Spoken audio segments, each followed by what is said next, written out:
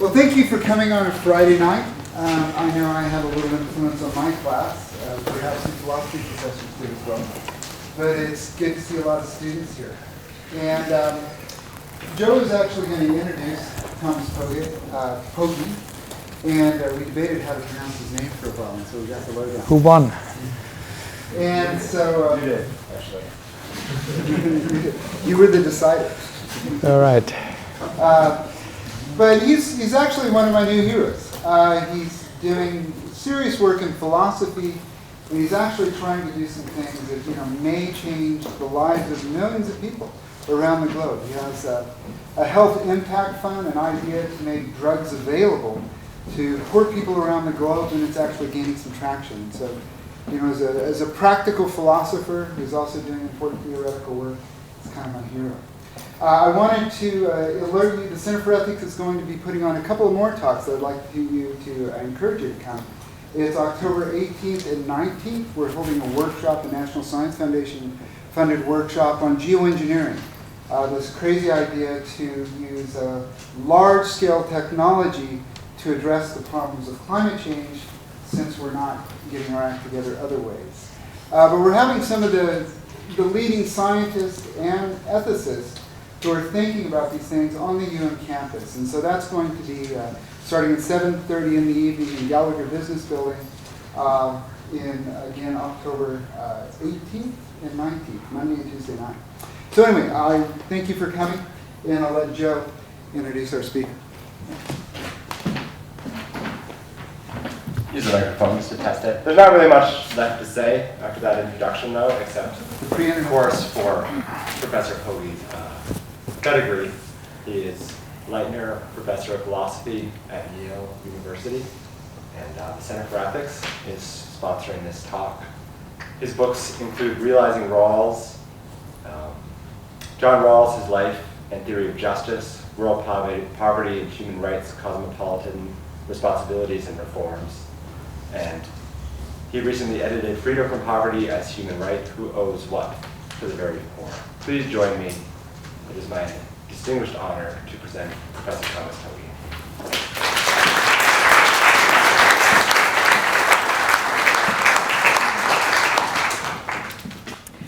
Good. Thanks very much. Thanks very much. And is this audible? Should be good. All right. So I made you some pictures to make the whole thing a little bit easier to sit through. And it's going to be hopefully not too long. And I hope that you will have questions, comments, objections, and expressions of outrage at the end. So we'll see about that. Good. So I start with poverty, which is a topic that I've worked on quite a bit. And I'll then get slowly into the environment and ecology later. And I want to start you off with a little bit of background information about the magnitude of the world poverty problem. And that is partly because it is in this country, at least, and also in most other affluent countries, rarely known how big a problem that really is and what the basic facts about it are. So start with a few of the deprivations of poverty, the most clear-cut manifestations of poverty, the kinds of things that you suffer when you don't have enough money. The first and most obvious is you are undernourished, and not just here and there that you're skipping a meal, but you are chronically hungry, you're not getting enough calories day in, day out. This number of chronically undernourished people was just reported a week ago to be 925 million. It's broken the sad record of 1 billion last year when the FAO, the Food and Agriculture Organization of the UN, announced that the number was at 1,023,000,000. That is the first time in all of human history that we had more than 1 billion people chronically malnourished. The number has gone up consistently since 1990, since we have reasonably good figures. pretty much every year, and this is the first time that it's come down after the spike that was caused by, on the one hand, an increase in world food prices, and secondly, of course, the global financial crisis. 2 billion people lack access to essential medicines. That's a topic that I'm working on, as we just heard.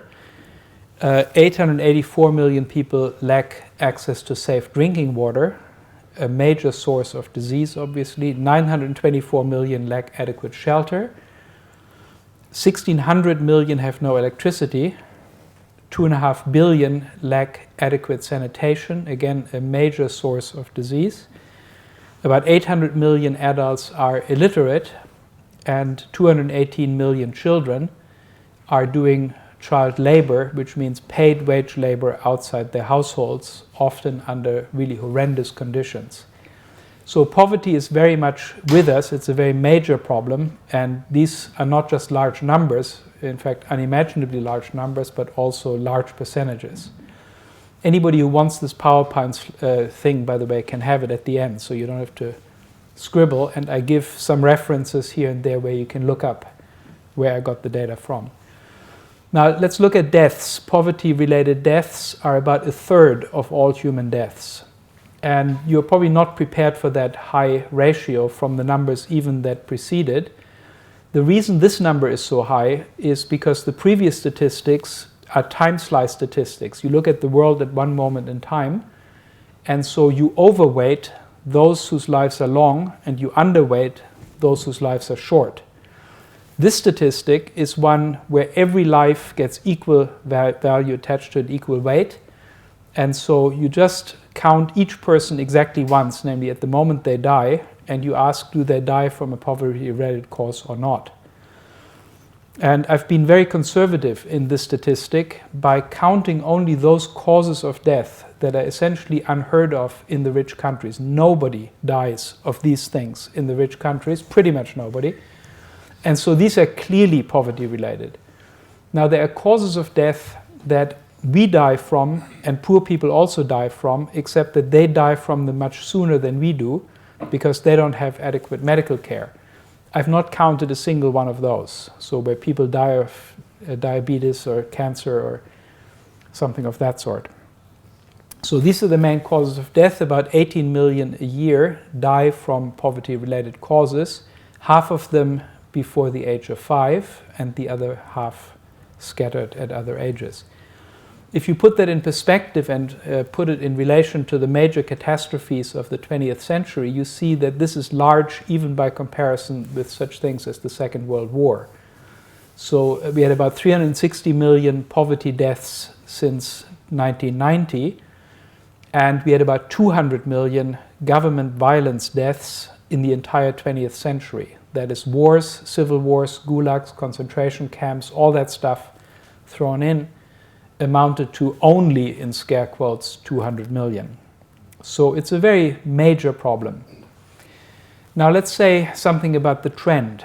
If you read the newspapers and what you sort of pick up, you will probably have heard that poverty is on the way out. You know, it's not really a big problem anymore. It's going down, down, down. Not such a big deal. We are working very hard to overcome it, and so on. But I've already given you one reason to doubt that, namely the statistics about chronic hunger. Chronic undernutrition is on its way up. It's the first year in 20 years that it's come down in 2010, and that from a very rapidly rising peak level of 1.023 billion. So this is what you find in the official statistics. This is the official tracking of MDG 1, the first and most important Millennium Development Goal, which is that we are halving world hunger and extreme poverty by the year 2015. That's measured as a percentage of the population of the less developed countries. And you can see that percentage is coming down quite nicely, thank you very much. And it was 41.6% in 1990, so it's supposed to be half of that in the year 2015. 20.8, and we are already at 25.2. So it looks pretty good. It looks certainly like we are ahead of target in regard to our poverty goal. Now, this I've already told you that, in fact, hunger is on the increase, and hunger does seem to be a pretty good indicator of poverty. Now, there's a long story about how the World Bank produces its numbers, and it's a very, very complicated story, and 3 chapters in my latest book are devoted to that. It's called Politics as Usual. But here's just one little tidbit that one thing that's very important for getting good-looking poverty trends is to define the poverty line at a very, very low level. And so the World Bank has repeatedly reduced the poverty line from $1 a day in 1985 to $1.08 a day in 1993 to $1.25 a day 2005. It sounds like the poverty line is going up, but it's really going down because, of course, inflation was much higher during that period. And you can see here 3 different poverty lines. The numbers are all from the World Bank, so I didn't make any of these numbers up myself. The World Bank has chosen 125 as the official poverty line, and that's the one used for MDG 1. But if you take higher poverty lines, $2 and $2.50, you find that the trend looks very much worse.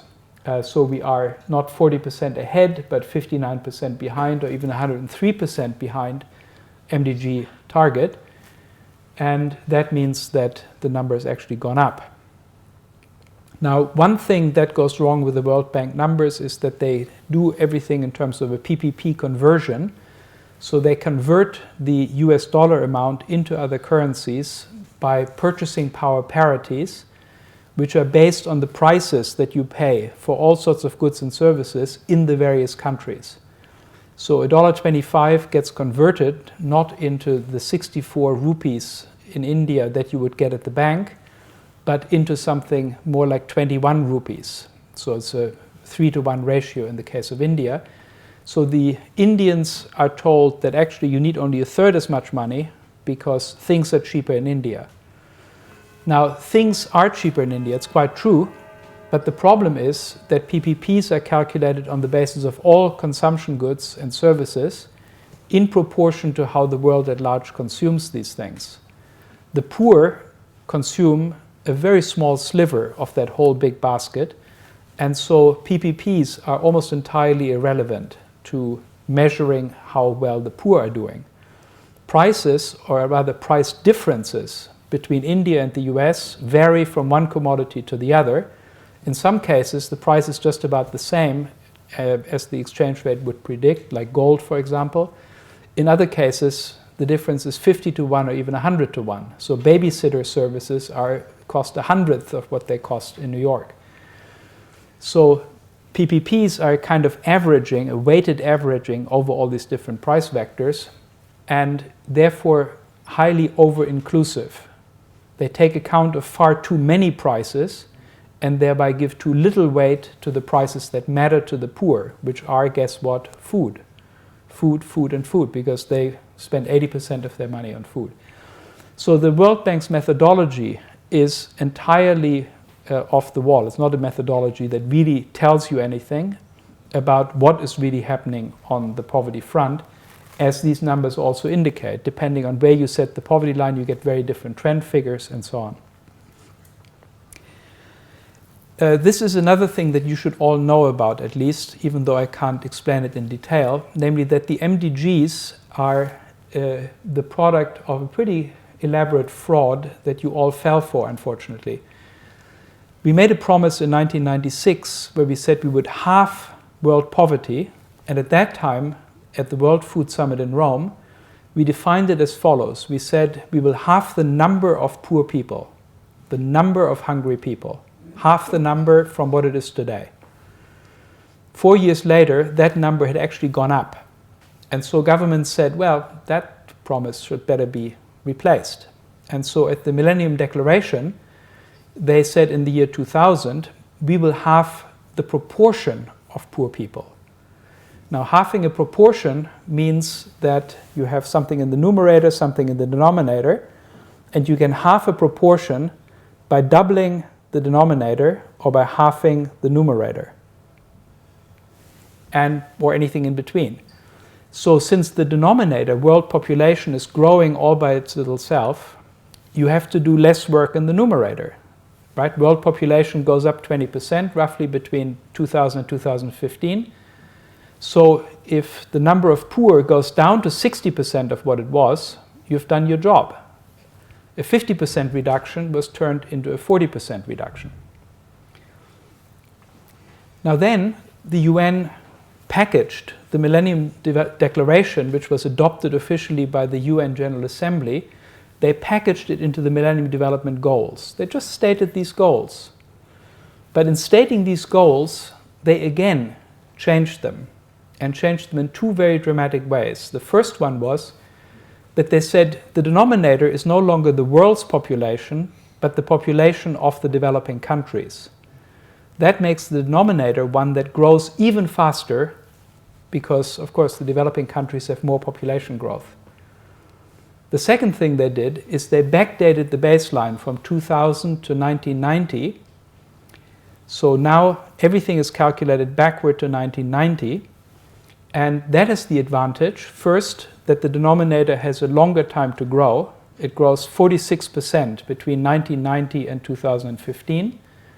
So if you reduce poverty to 73% of what it was in 1990, you will have fulfilled the goal. And secondly, the Chinese were very successful in reducing poverty in the 1990s, and all that good work now counts towards fulfilling the goal that we set in the year 2000. So this is the net result. You have three promises. They all sound the same. That's why you never noticed. They all talk about halving poverty by 2015. But the difference is in how many poor people, extremely poor people, hungry people, people living below $1.25 or its purchasing power equivalent, how many such people are morally permissible and acceptable in the year 2015? The answer to that question is in the second to last column here, and you can see that's going up. Initially it was 828 million, then it was 999 million, then 1324 million, which is the latest number. So we are now comparing our performance to the 1324 figure. So 500 million people, or just about, were added to the number of those whose extreme poverty in 2015 will be celebrated as a success. 500 million extremely poor people, that's equivalent to 6 million poverty deaths per year. And so this is a very major crime that our governments and UN officials committed here. And the sad thing is, I tried to get this into the media. I couldn't do very much. I got a little bit of media attention for it. But essentially, most of the people who are thinking about the MDGs, know anything about the MDGs, have no clue about the dilution of this promise. So study up on this. That was the human side of the story. Now I will talk a little bit about the economic side of the poverty problem. And here is one objection that people could easily make. They could say, well, this dilution, it surely wasn't nice, but you know what? It's better to have a promise that is modest and gets fulfilled than a promise that is pie in the sky and doesn't get fulfilled. So it was just too hard. We just couldn't do it. It was too big a promise. And so, really it's a good thing that we diluted it, or they diluted it. So the official poverty line, the $1.25 line, we have now, as of 2005, 1.38 billion people living underneath it. And the average shortfall of these people is 30%. What is the aggregate shortfall? The sum of all the shortfalls of these 1.38 billion people living 30% below. What does it all amount to, everything together? Well, it amounts to 1/6 of 1% of world income, the sum of all GNPs, gross national products. So it's chicken shit, if I may say so. It's very, very small. It's 1/9 of the military budget of one country. Can you guess which one? Yours. So it's very, very tiny. The world poverty problem in economic terms is a really small thing, 1/6 of 1%. Now the $1.25 poverty line is ridiculously low. So let's look at the $2 a day poverty line. Remember always, these are not the exchange rate, what you get at the bank. This is already taking account of the lower prices in developing countries. So take the $2 line. You now find 2.56 billion people are poor and living 40% below the line on average. And still, it's just 2/3 of 1% of world income. Still small. And if you take $2.50, you have 3.08 billion people. Now we're at 47% of the world's population in 2005. And 45% below the poverty line. Now it's barely over 1%, 1.13% of world income. Here's the information again, sort of in a table display. And again, you are more than welcome to take all this home and also to get all the references and evidence and so on and so forth. So the fantastic thing about poverty is that we have a huge mismatch between the human magnitude of it, it's much larger than most people realize, and the economic magnitude of it, which is much, much smaller than most people realize. And that makes it such a scandal that we have, for the sake of this very small amount of money, we are keeping these enormously large numbers of people in very severe conditions of deprivation. Now you can guess from what I've said so far, and especially from this mismatch, that obviously there is a lot of inequality in this world. If nearly half the world's population are poor by the $2.50 standard and live 45% below that poverty line, and still that whole shortfall amounts to just 1% of world income, then obviously somebody is pretty rich. Somebody is adding a lot to world income. So let's look at global inequality a little bit. At current exchange rates, so we are now leaving PPPs behind, at current exchange rates, the bottom half of the human population has about 3%, actually less than 3% of global household income, and 2% of global household income is had by the most affluent 30,000 US citizens, 14,000 taxpayers, so 0.01% of the US population, 14,400 taxpayers, I should say.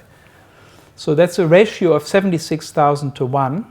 So each of the people at the top in the US has as much income as 76,000 people in the bottom half of humankind. Again, an enormous inequality. And with wealth, it's an even greater inequality. Here we have the poorest half of the human population owning about 1% of global wealth, privately held wealth, as against 3% that is owned by just the 1,125 billionaires. So they have 3 times as much as the whole bottom half of humankind taken together. Here you see a more comprehensive diagram where I've divided up the world. This is a World Bank researcher helped me with this, Branko Milanovic, who has a lot of these data. Divided up the world's population into ventiles. Ventiles are 20th of the world's population, and so I've given you the top, then the next 4, and the rest is in quarters.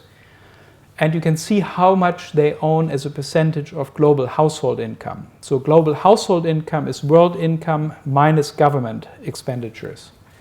So what basically private households have as income.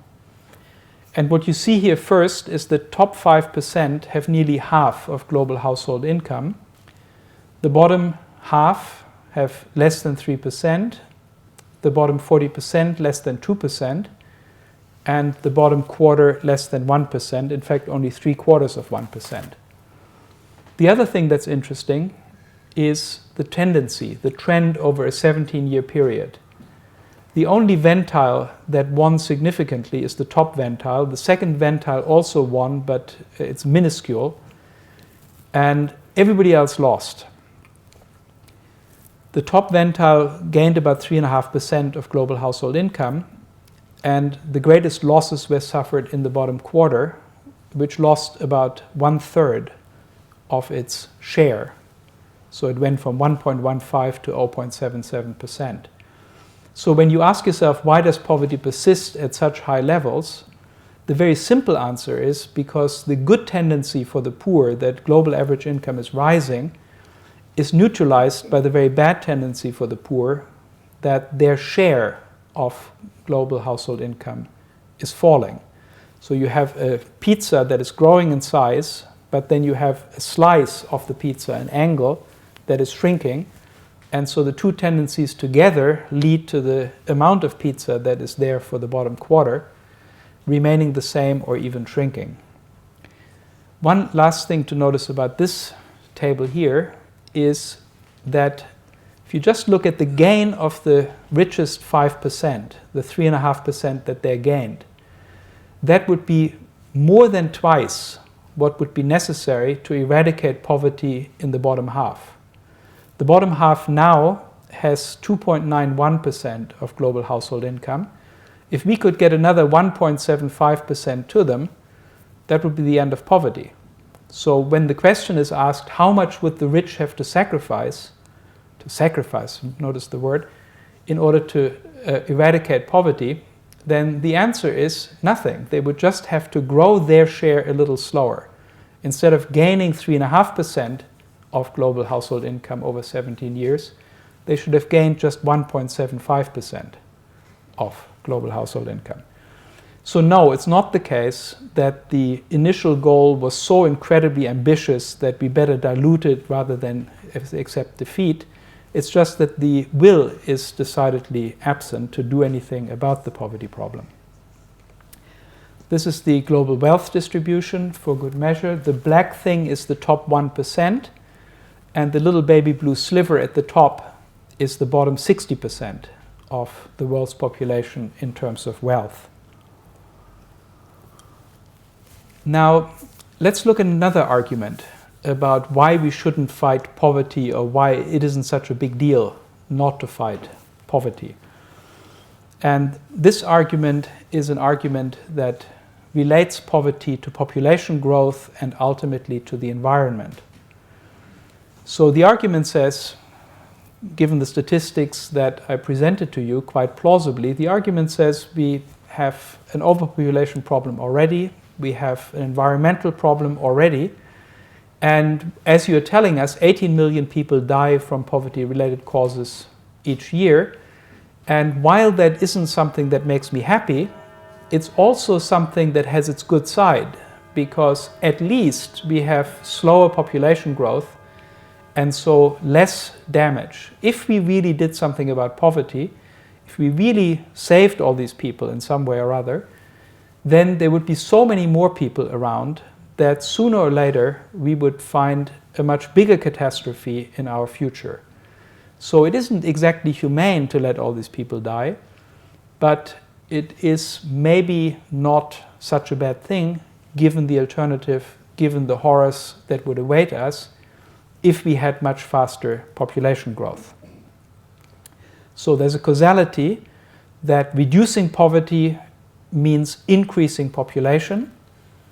And then we have a second causality, which says that increasing population is going to deteriorate our environment. The environment is going to suffer from it. And again, that argument is a pretty straightforward argument where you say that each of us has some sort of an ecological footprint, we are consuming things and so on, and if you have an extra billion people added to the world's population, then other things more or less being equal, our footprint goes up by 1/7, because instead of 7 billion, we are now 8 billion, or thereabouts. So if you put these two causalities together, you get the conclusion that by doing something about poverty, by reducing poverty, we are harming the environment via the route of population growth. And this is an argument, I think, that many people actually vaguely subscribe to. Few people will talk about it very openly, but I think it's on many people's minds. So let's look at some of the benefits of fighting poverty in the same dimensions that we just looked at, namely population and ecology.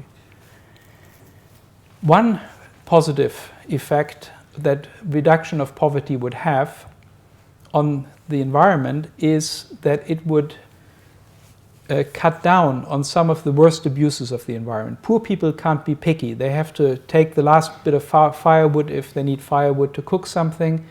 They can't be environmentally conscious in various ways. And so even while they have the smallest ecological footprint of all of us, they also have, on a per dollar basis, a larger ecological footprint than most people. So ecological footprint per person goes up with wealth or income, but ecological footprint per dollar of income actually goes down. So Bill Gates may have 1 million times as much money as I do, but his ecological footprint is not 1 million times my ecological footprint, and the same is true with me and the poorest people in Africa. So reducing poverty, getting people a little bit higher up, not only increases their ecological footprint because they have now a little more, but obviously it also means that some other people in the system have a little less. And so we have to look at both phenomena together and see whether, on the whole, that the net impact of that redistribution, as it's often called, I don't call it that, is positive or negative for the environment. Another point that is often made is that in order to eradicate poverty, we would have to take measures that are economically inefficient, we will slow down our economy and so on. And so any kind of redistribution is a bad thing. Again, I've got a lot of things to say against that, but to the extent that it's correct, that would also help with the environment, because if we indeed experience slower economic growth in the world because income is somewhat more evenly distributed, then that would again mean that ecological harm is reduced. Most important, though, is this batch of statistics. That is about the correlation between poverty and population growth. What I said earlier is, and that's a very, very obvious point, that if we reduce poverty and some of the people who are now dying every week are no longer dying, then of course that adds to population. And if these people, instead of dying before the age of 5, reach adulthood, and many of them have children, that adds further population. So all of that is too clear for words. But here's another point. The other point is that as poverty gets reduced, total fertility rates drop off pretty dramatically. And that's something that Amartya Sen, with pretty little evidence, first described in the New York Review of Books. And since then, we have much better statistics. And we found that that is actually true across a wide range of cultures, pretty much everywhere true.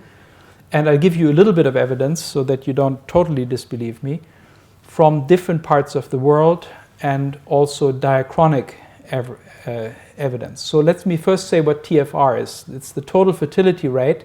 It simply is the number of children that a woman has. How many for each woman, how many children are there? And obviously you need something around 2, actually a little bit more than 2, in order for a population stably to reproduce itself. So anything below 2 means population is shrinking, maybe not at once, because it takes a while for this to work its way through the system, but at least in the long run, it's on a descending path. Anything above 2 means that the population is growing. 2.1 actually, but that's too complicated. So here are some tidbits. You have East Asia, rapid reduction of poverty, rapid reduction of the TFR from 5.42 to 1.72. Similar in Portugal and similar in Australia. Counterexamples, countries where poverty has persisted at very high levels: Equatorial Guinea, Mali, Niger, and Sierra Leone. Equatorial Guinea, by the way, is a very rich country. It's almost as rich as the European Union, except that all the money belongs to a very small clique, Mr. Obiang and his followers. The son Obiang is famous for having a $36 million villa in Malibu, down a little southwest from here. Now, since you were inclined not to believe me, let me give you a few more statistics here. These are 5 countries, and you can see this is more or less randomly selected. I chose countries where poverty has fallen pretty well and others where it hasn't. And I've also picked the most successful African country, Botswana, which has been very good at eradicating poverty, so that you can see this is not just a cultural thing. This is also something that even in Africa, when a country has declining poverty, then the birth rates fall very quickly. Singapore, dramatic drop. Niger, actually a slight increase. And if you think about it logically, right, poor people are just as rational as we are. They make decisions. having a child for them is a huge economic investment, a huge burden, very difficult to feed a child, very high probability of total failure that the child dies. Why do they do it anyway? Well, very often because they have no other way to take care of their own old age. There's no social security of any sort. So if you can't work anymore and have no surviving children, you're out of luck. And then, of course, if you have only 1 or 2 children, chances are you will have none by the time you need them. And so you better have a lot in order to have some survivors. So there's at least some rationality behind this pretty high rate, total fertility rate in the poor countries. So this was evidence about sort of diachronic evidence, how it's developed in different countries. In countries where poverty has fallen rapidly, TFR has fallen rapidly. Other countries, it stayed high. Both of them have stayed high. Here's the synchronic evidence. If you look at the world today, just take a snapshot, you find that in the poorest countries, the least developed, it's 4.39. In the more developed, the most developed, the rich countries, it's 1.64, well below 2. And in the middle countries, it is 2.46. So again, a pretty good correlation. There are 95 countries now that have total fertility rates below 2 already. And of course, we could have many more countries like that if we did something about poverty in those countries. Now, I've written these all down. I don't know how interested you are, but they're on the PowerPoint if you ask for it afterwards. And we are now getting to the 95 countries that are below 1. And the bottom of the list is Macau, 0.91. Good. Now, this was giving you a somewhat more prudential argument for not giving up on the fight against poverty, not resting content with the argument that weighs with many people, that they say, well, I don't like to be miserly about the poor, but there's something good about it and so on. So I think that's just a very bad argument.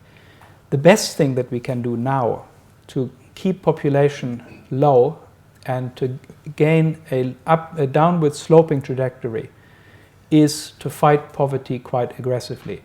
Current projections about world population in 2100 vary quite dramatically between sort of a high of 14 or 15 billion, worst case scenario, and where population would at that point still be growing, and better scenarios where we would be at 8 or 9 or 10, and we would already have passed the peak.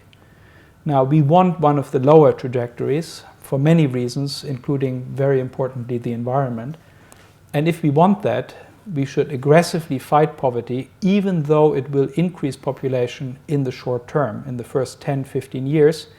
But then much more powerful forces will kick in and will lead to a substantial population decline. Now, having said that, I still want to insist that there's also the moral imperative to fight poverty, and I want to say a little bit more about that if we have. Do we have more time? All right. So the main thing here is that what, again, most people don't realize is how deeply implicated we are in the reproduction of the poverty problem. Most people see the poverty problem as a homegrown problem in this, that, and the other country. And they don't realize that we, through our policies, and in particular through our rule-shaping behavior at the global level, are massively contributing to the persistence of poverty, or so I want to claim. So I believe that most of the poverty that we find in the world today, most of the premature deaths from poverty, are due to supranational institutional arrangements for which we bear responsibility, because our government and other rich country governments play a major role in designing and enforcing these arrangements, and that violates our negative duties of justice. We are not involved merely as bystanders who are doing too little. We are involved as members of a group that is doing far too much by way of harming poor people. So this is a summary slide which gives you some of the arguments that I've made in this and that and the other place, basically detailing some of the institutional arrangements that contribute the most to the perpetuation of poverty. So what you see here is protectionism, something that you are all familiar with, something that even the card-carrying economists from The Economist magazine are lamenting every week. We are still, despite all this grand free market ideology of the WTO, protecting our markets in agriculture, textiles, and other industries quite massively through quotas, tariffs, anti-dumping duties, export credits, and huge subsidies to domestic producers. In the US, it's cotton. In Europe, it's dairy products and sugar and so on. It's about $300 billion a year that go for subsidies in agriculture alone, 3 times as much as goes for all development assistance. And we are saving jobs that way that would otherwise be lost to competition from developing countries. But for every job that we save, 35 people are unemployed in the poor countries, where production is far more labor intensive. So that is one major hurdle for poor people to get on their feet, to get to the poverty line. Pollution is another thing. We are responsible for the vast majority of all pollution, both historically and still in the present, and we are paying nothing for it. The harms are visited upon the world at large, but poor people in particular are most vulnerable. Flooding in Bangladesh, flooding in Pakistan, extreme weather events, drying up of the Sahel region, and so on.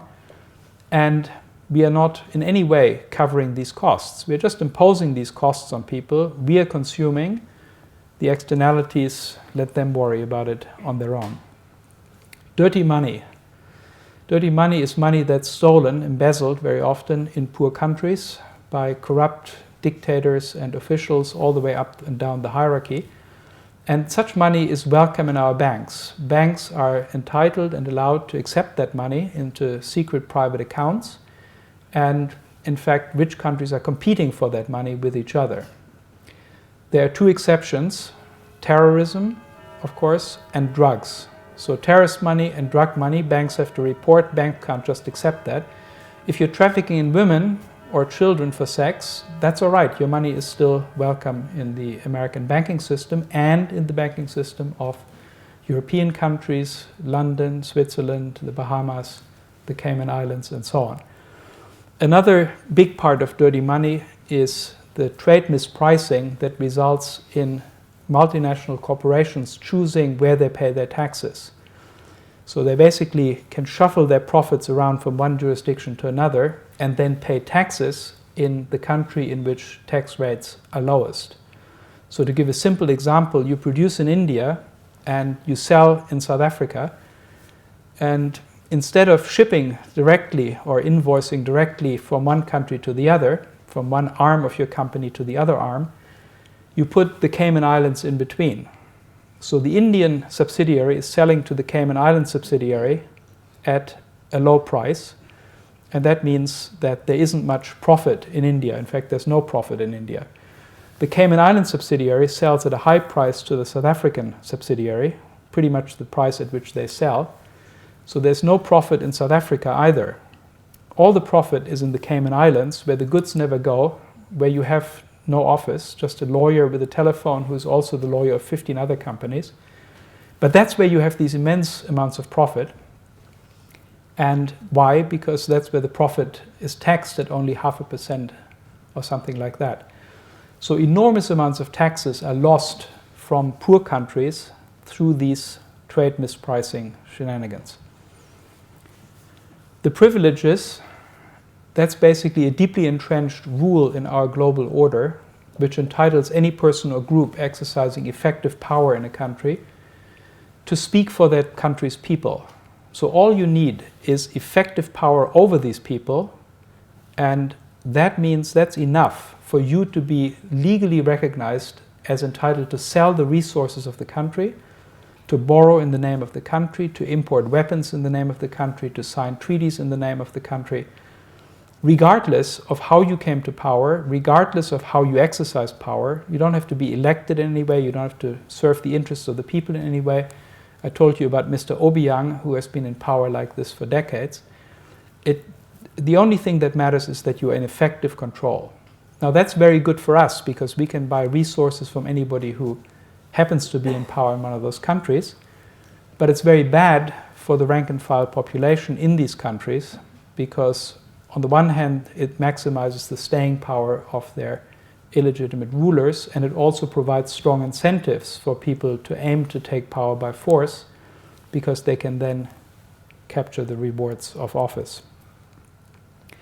Even in cases where generals and others are not taking power by force, it's impossible to prevent them from embezzling large amounts of money, because as soon as you are trying to do that, they would take over by force, because everybody knows that they could, and then ensure a continuation of their accustomed perks. So the point then is that we are creating an international order which is beneficial to us, beneficial to our companies, in terms of lending, in terms of capturing resources from developing countries, but which does massively violate the human rights of the people in those countries. It's greatly aggravating poverty. Now, how does all this happen? I think there's a common driver that both drives our ecological predicament and also the poverty problem. So the whole point of the lecture really is to say that, contrary to what you might have expected, that these are two conflicting or at least competing goals, these are actually two goals that can make common cause, and that's at least a modestly good piece of news. They're not competing with each other. We can fight on both fronts simultaneously, and many of the things that we should be doing for the sake of one goal are things that we should also be doing for the sake of the other. So poverty and a better environment are very much consistent and compatible goals. So let's look first at the problem, at the diagnosis. Why do we have these two problems? Why do they persist? Why do they not get better or even get worse? Let me start 2 steps back from an analysis of competitive or adversarial systems, which are omnipresent in the modern world, and we find them in the real economy and financial markets, politics, international relations, courts. Everywhere we've got competition, and this competition, this whole idea, is driven by Adam Smith's wonderful insight about the invisible hand. If we have a competitive system where everybody seeks their own advantage, then we will get good outcomes. People will try hard, and in the end we get better outcomes than we would get if people were trying to be altruistic, or we appeal to the altruism of people, and so on.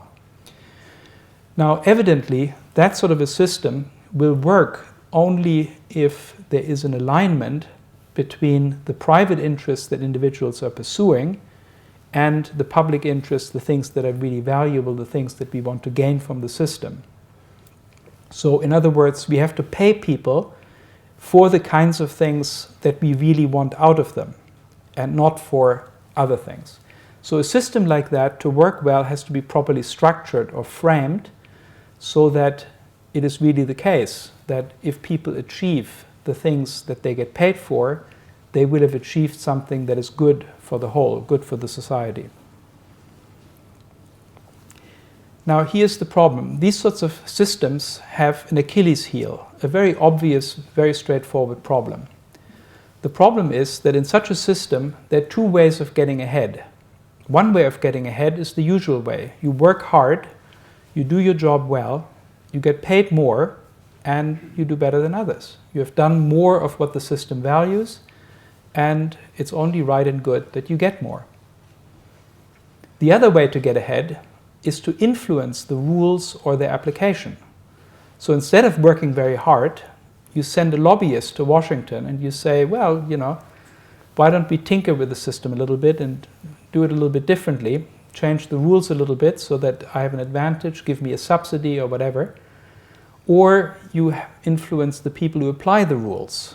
So there are lots and lots of cases like that. Anybody who reads the newspaper will be familiar with these sorts of cases. Revolving door, where people work for 10 years in the regulatory bureaucracy, and then the next 10 years they work for the very company that they formerly regulated, reaping the rewards for their leniency in their first job, and so on and so forth. Endless examples. And so this is a very, very general problem about what otherwise would be a highly efficient, really quite wonderful way of organizing human society. It has that Achilles heel, and what can we do about it?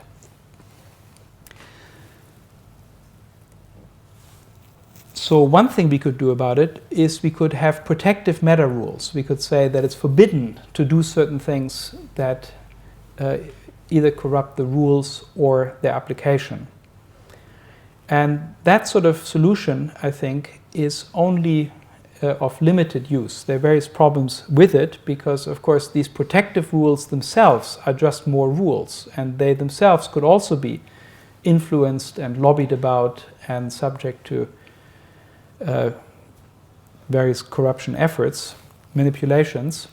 And so people can try to entrench protective rules that are not optimal or try to dislodge protective rules that would be important and so on. So they can themselves be corrupted. So one example that I like to use in Europe, which will mean absolutely nothing to you, is the example of soccer. Do you know what that is? Okay, good, thank you. That, just to be sure. So soccer, we have these protective rules, right? You're not supposed to foul people and so on, various protective rules. But one of the very amusing outcomes of these protective rules was that now these soccer players get training, especially the Italian ones, but don't tell anybody, get training in acting.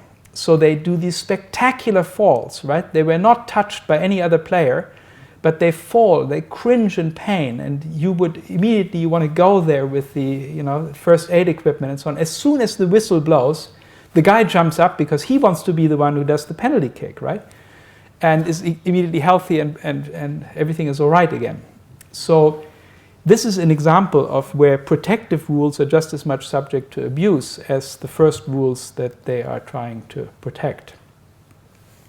Now, one obvious solution is a kind of code of honor, a kind of sense and ethos of fairness. And I remember, I'm old enough to remember, there was a time in tennis where when the umpire made a mistake, then the player who knew that this was a mistake would toss the next ball into the net intentionally to give the point back to the opponent. It was very common, happened in pretty much every game. It was a very common practice.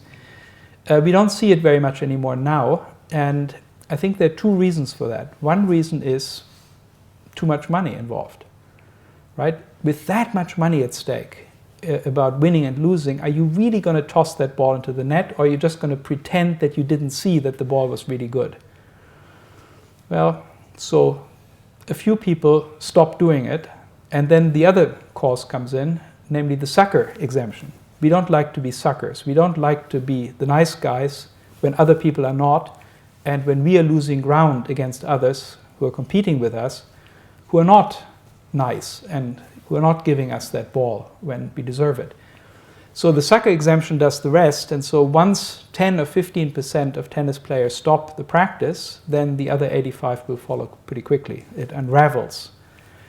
And that happens in the real world everywhere as well. So it's very difficult to preserve an ethos of fair play. You just don't lobby for rules in Washington to get tax exemptions or to get a better deal unless you are really genuinely convinced that you deserve it, that it's fair to get that better deal. Right? If you go to a company and tell them that today and say, look, you should only lobby for things of whose real justice you are completely convinced and where you have a justice-based argument and so on, they would look at you like this and say, are you crazy? What? We're supposed to stop lobbying except for things that we have a moral argument for? So this has deteriorated, and I think it's very, very hard to reconstruct anything like that. So moralization has limited potential, and perhaps even more limited potential at the global level, where at the global level there's a plurality of values afoot, and so it's much easier to sort of pretend that you are living up to your own morality without doing it, and more importantly still, it's also easier to suspect others not to be really serious about these moral constraints. So we don't have a common ethos, but we could still have the kind of trust that can emerge where I can trust you that you will live at least in accordance with your morality, that you are serious not about my morality, of course, but at least about your own.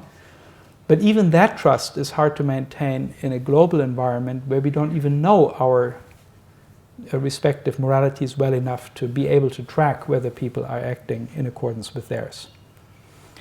So, as I see it then, other things being equal, what we have is a trend of the gradual demoralization of culture and a brutalization of the fight over the rules. So people basically use what they have to change the rules or their application in their own favor, insofar as such investments are cost effective for them.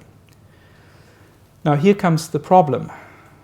The richer you are, the more cost effective it's going to be for you to make an investment, because the more you stand to gain. If you have a salary of $50,000, you're not going to spend a lot of money lobbying for changes in the tax code that benefit people in the $50,000 range.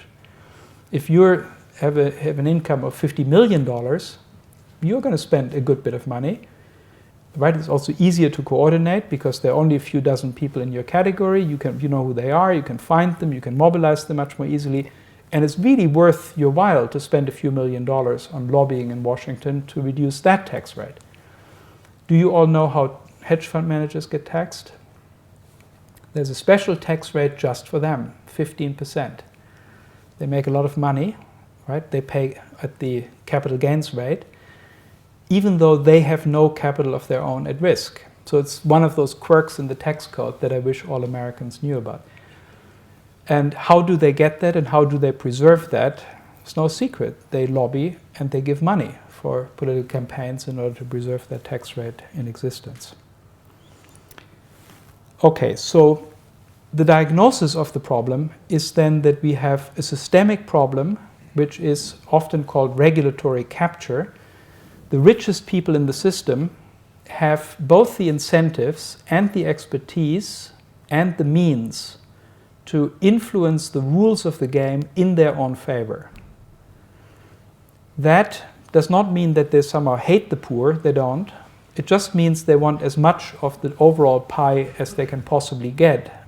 And an unintended but very much foreseeable side effect of that is that the poor get a small and shrinking part of the pie.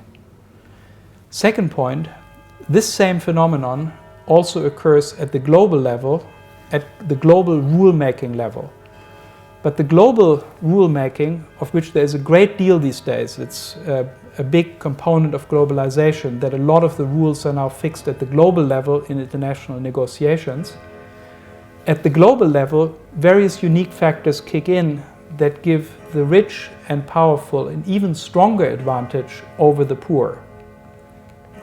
So even you, ordinary citizens of this country, would have a very, very hard time to influence global rulemaking, even 10,000 of you, partly because it's very intransparent, it happens behind closed doors, the negotiations leading up to the treaty are kept under wraps. Often the poor countries are not present either, so in the WTO negotiations over many years, there were green room negotiations among the leading economies. They came up with a treaty text, 28,000 pages, which was then presented to the poor countries as a fait accompli.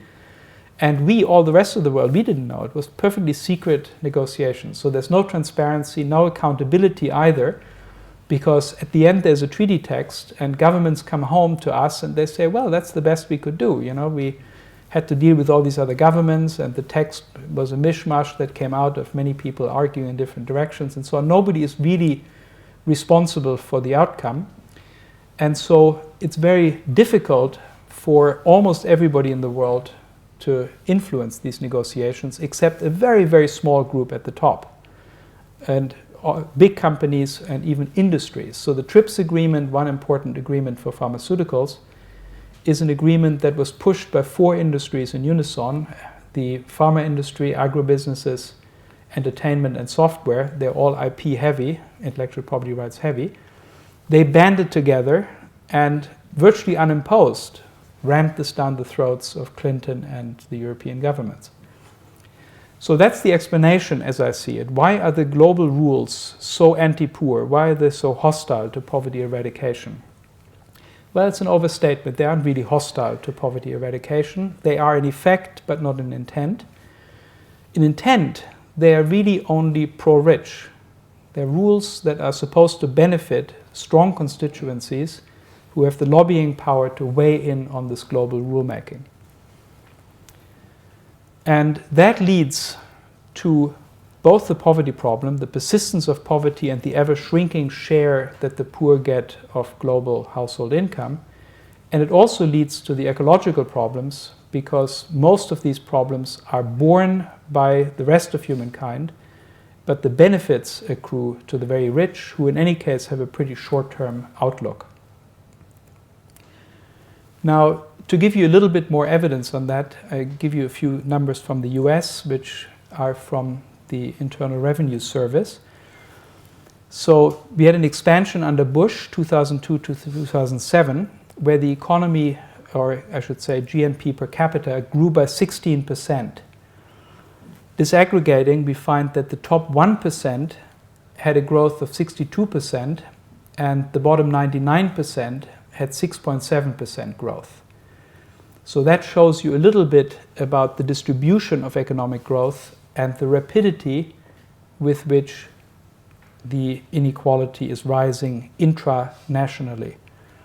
So the top 1% captured 65% of the entire growth, and the 99% shared the other 45%. If you look further backwards to 1978, you'll see that the growth at the very top is really dramatic. So the top 1% increased its share from 9% to 23.5%, to 2.6-fold. The top 1/10 of 1%, 4.6-fold, and the top 100th of a percent had 7-fold increase in its share of national household income. So it's really a tremendous phenomenon, totally unnoticed in this country. People say vaguely inequality goes up, but the thing you need to understand is that it's a very, very small sliver at the top that is growing its share, and virtually all the rest of us are having a declining share. This is completely contrary to the textbook. So the US is in violation of the textbook wisdom of the Kuznets curve. Inequality goes up as a country matures, and then it goes down again as the country becomes fully industrialized. Now, this is exactly what happened in the United States. Inequality went up all the way to 1928. It went down again to 1978. And then we started violating the textbook.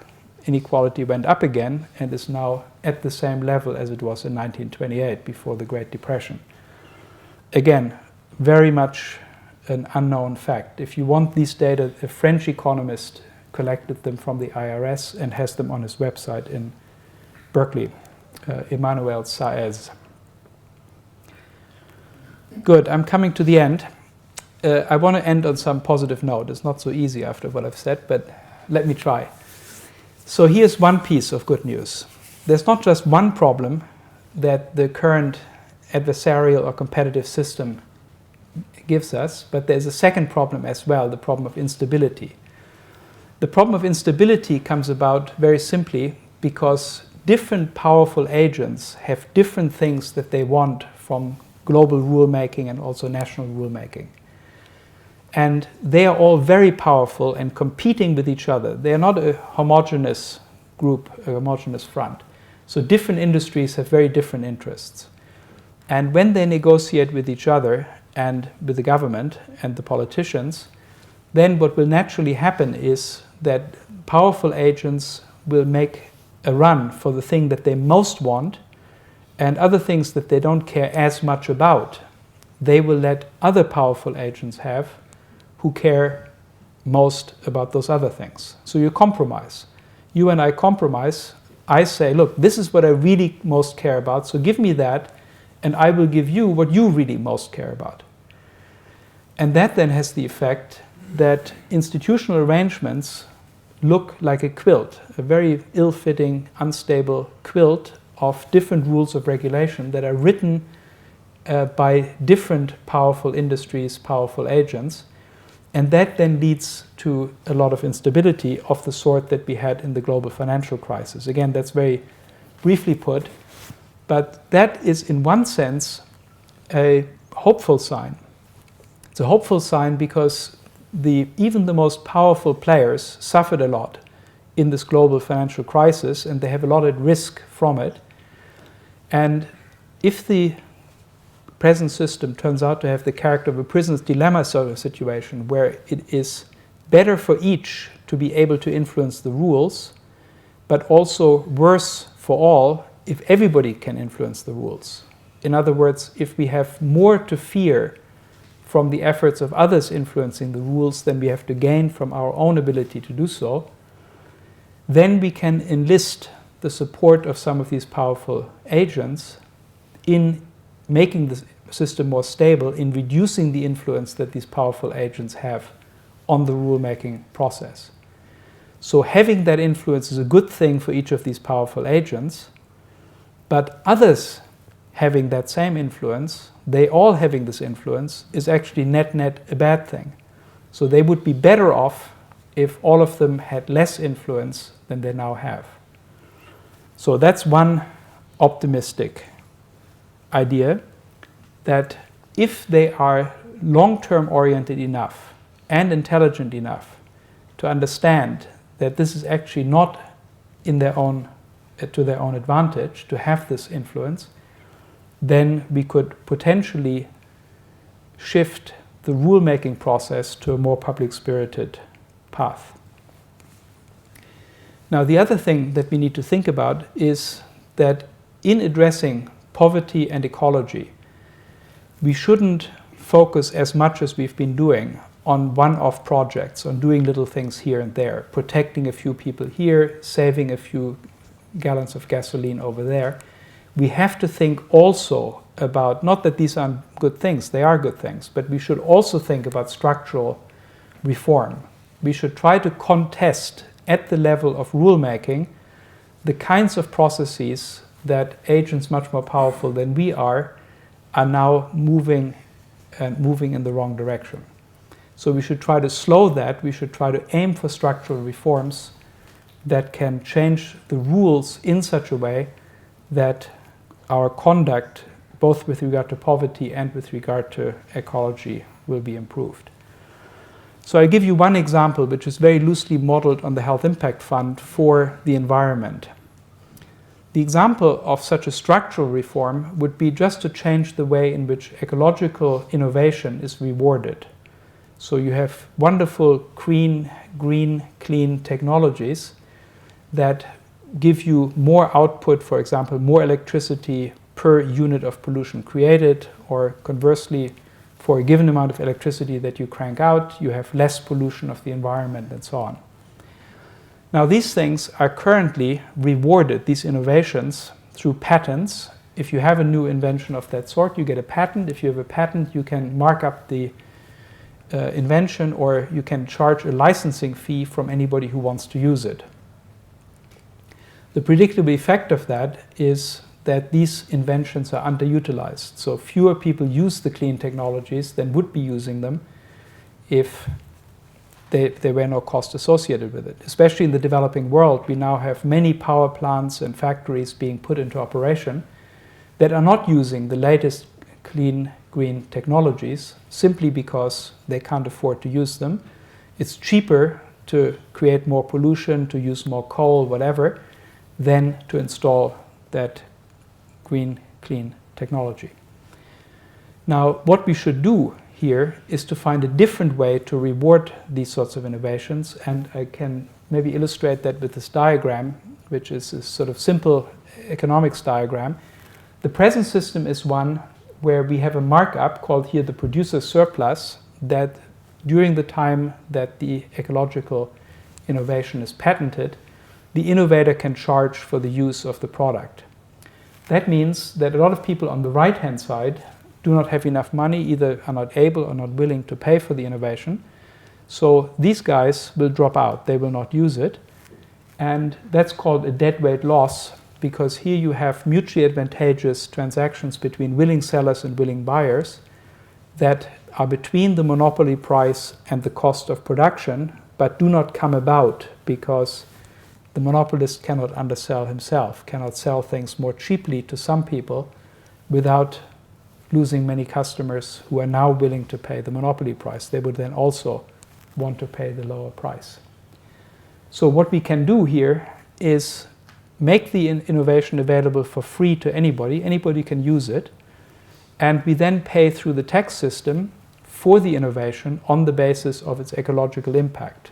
So we say the more benefit the invention brings ecologically in terms of pollution averted, for example, the more money the innovator gets, but on condition that he, she, or it makes the innovation available for free to anybody who wants to use it. That system would do away with the dead weight losses.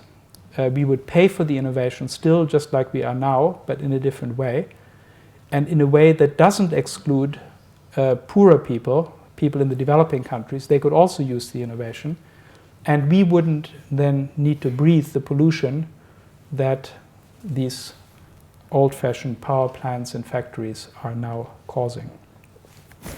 And that's a kind of innovation that we can have also with pharmaceuticals, where the cost of innovation is very high. We can there say too to the innovator, we pay you on the basis of health impact if you give the medicine out for cost of production from day one. And in agriculture, where we have big problems with seeds that are pesticide resistant, pest resistant, I should say, use less fertilizer and so on. There are much better seeds available, but these seeds are privately owned by the Monsantos of this world, and so people have to pay big money to get these seeds, and many people in the developing countries can't afford them. Again, it's a silly thing. We should give these seeds away for free, the technology away for free, and we should reward the innovator on the basis of increased yield per hectare, nutrient yield, or on the basis of pesticide use avoided or fertilizer use reduced and so on. So I did come to the end, and sorry it was a bit over, but I hope we can still discuss it with some energy.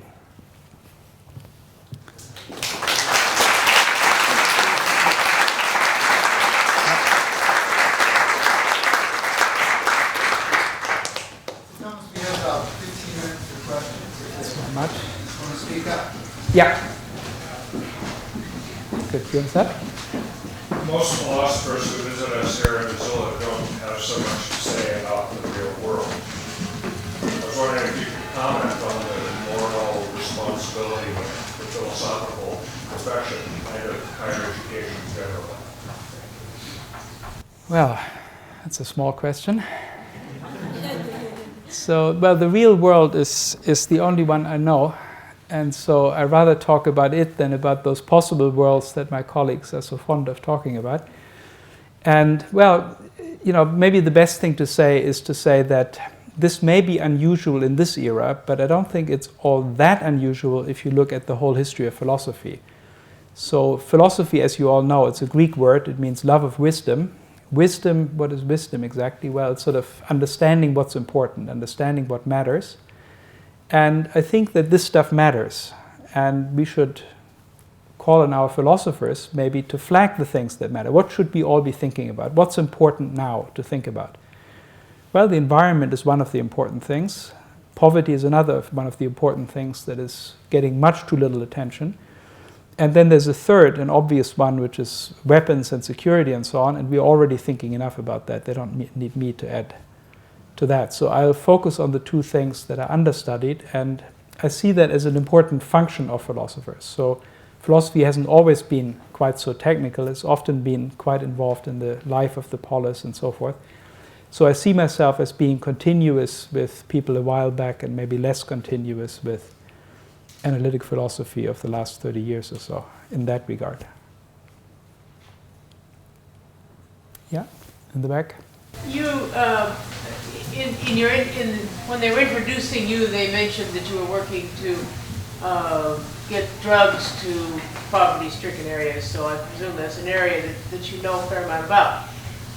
One of your closing hopeful moments there, you were talking about subsidizing pharmaceutical development. Who would you envision doing the subsidizing, or how? How would it work? Yeah. Very briefly, the system is to create a new international agency that would be part of the Global Fund, which already exists, and it's called the Health Impact Fund.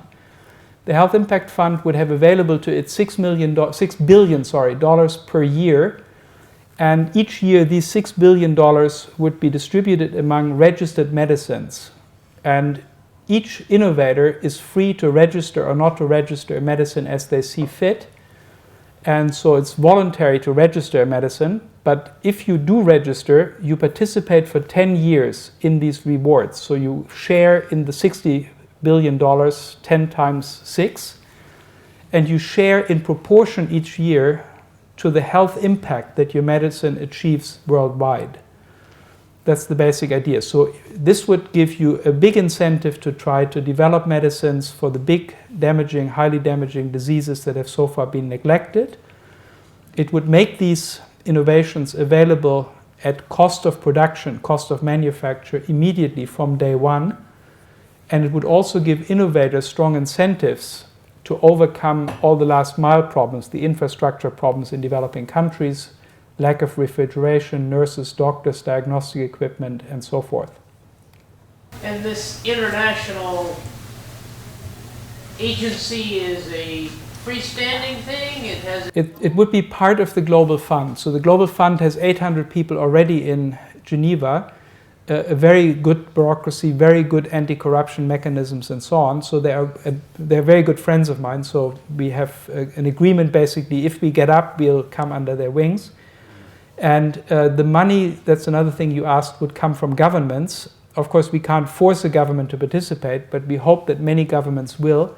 And they would put in proportion to their GNP, to their gross national income. So if all governments participate, all countries in the world participated, then we would need 0.01% of GNI of each country to make it up to 6 billion. If governments representing half of world income participated, we'd need 0.02 and so on. We are pretty close with the Europeans. We hope very much that the Europeans will say yes. One big sticking point is that we need the money long term. So it's not enough to get 6 billion here for 2 years, for 3 years.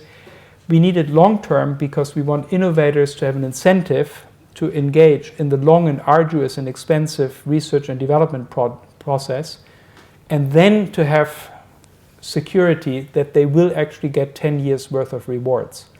So we need the money 15 to 20 years out, and that's something that governments are not used to.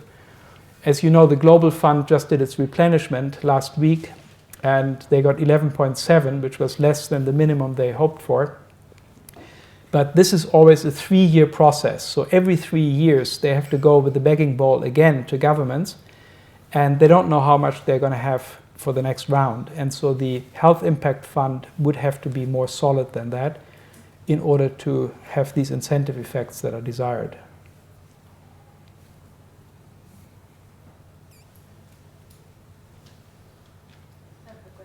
Yep. So we had a clear slide to see that poverty affects environment. Is there any argument showing that environmental policies can affect poverty? Well, there are some arguments that the environmental degradation that we've experienced over the last few years has had an effect that is quite bad on the poor. Obviously, the science there is still much in dispute. Kofi Annan, among the many other things that he does, he runs a website for ecological damage. He claims there are 300,000 deaths per year from environmental damage. But again, I would think that that number is very, very soft. Right? One thing that we know is that global warming will raise sea levels because a lot of the ice caps are going to melt off. And that in turn is going to threaten island states and low-lying states. So Bangladesh, a very populous state, is going to be in very deep trouble with flooding. I've myself seen flooding there in 1980, quite a while ago. And that was already incredibly severe, inundating much of the country.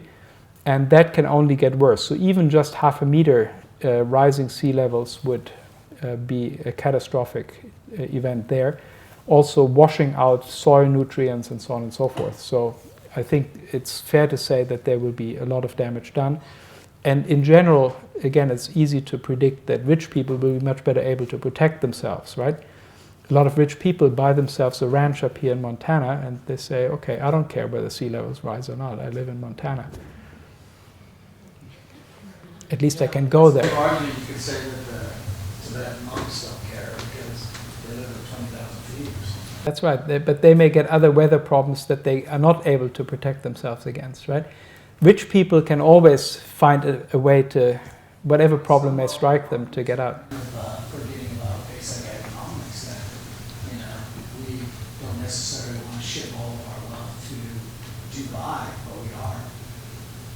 just because they don't drive cars. And so at some level, you're forgetting that.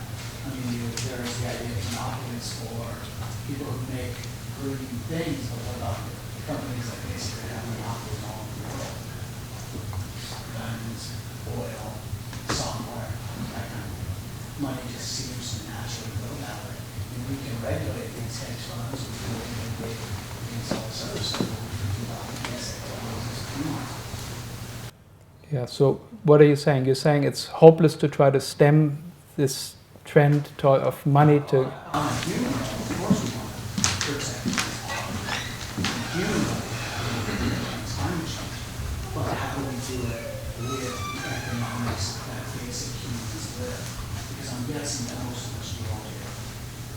I'm guessing that most of us may buy a Tiffany on the Caribbean for our bride, that kind of thing.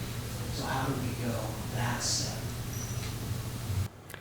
Well, I think that, again, there's something that we can do in changing consciousness and consumer behavior. So that is possible, but my main objective is to make structural change at the institutional level.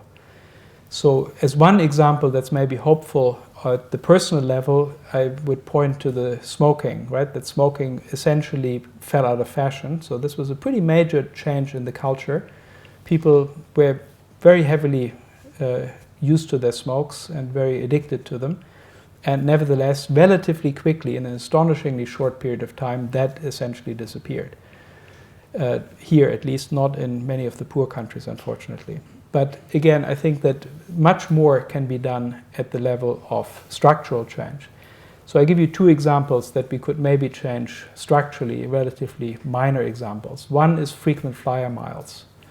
Frequent flyer miles is something that we now, not only is it legal, everybody does it, everybody collects it, everybody loves it, but it's also tax-free. And so it's a very easy way for people who fly on business. They can accumulate some personal benefit, some personal payback from the company.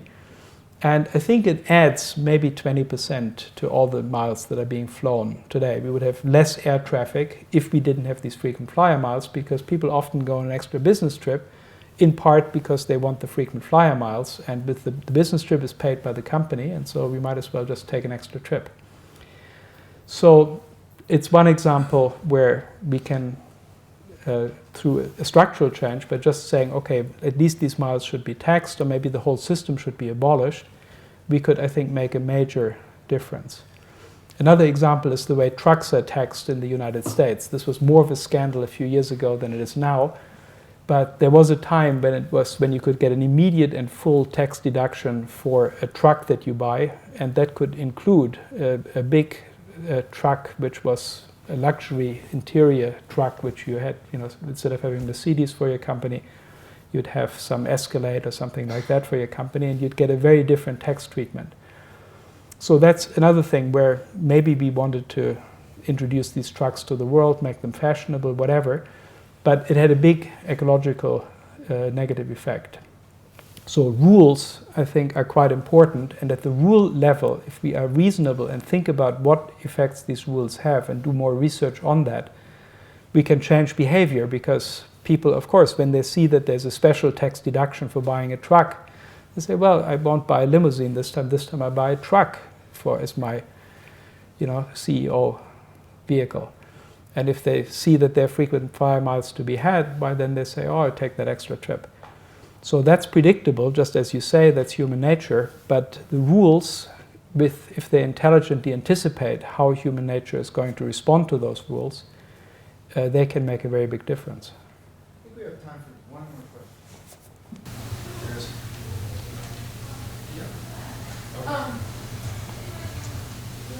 The principle here is that you're proposing, and that I love the sound of, is profits should be commensurate with the social value, of a product. I wonder, and I can imagine someone objecting and saying, oh, well, that would be great if we could expect there to be agreement about what constitutes social value. And I'm sure, for example, if we just focus on in the health cases, that there are a number of the diseases that you're very concerned about. There's maybe not that much room to argue about whether a drug has addressed the disease. But I'm sure there are many conditions where there would be room, even, you know, if we restrict ourselves to the medical context here, where there's plenty of room for a company to say, but clearly there has been great social value to what we've done. And so I just wonder what you know, what sort of, if you think there are actual real problems there or not. Yeah, there's certainly real problems there, and I'm very grateful that there are real problems there. Because if we could do this trick that I just did in 3 areas with the Health Impact Fund, agriculture, and ecology, if we could do that everywhere, then the entire IP-heavy industries would come down on me like a ton of bricks. So it's very, very crucial that I be able to say to Mr. Gates, look him straight in the face and say, well, this would never work for software. Because in software, it's in the eye of the beholder, and so there we are stuck with the patent system, and we just have to muddle through the way we've gone before. Because one thought that Bill Gates certainly hates very much, like the plague, is the thought of this value-based pricing, that there is another way that we can reward innovation in software other than by giving a temporary monopoly, right? It's not a thought that he wants to hear about, and I need him in my corner. So it's important that we have these other areas. And I think that there are also many, and even in the medical area, there are many things that should probably forever stay on the patent track. So baldness medicine or something like that, am I going to decide how important it is to have hair? Probably not. So if people want this medicine to get better hair growth, then let the market demand be decisive, and if the poor then can't afford it, why then that's not the end of the world, right? So I want to say that in those areas where it's most important that people be served, that people have the basic minimum. So when we're talking about food and healthcare and clean air to breathe and sanitation and so on, in those areas it's easy to attach value, and that's where we most need it. That's where we most need this new way.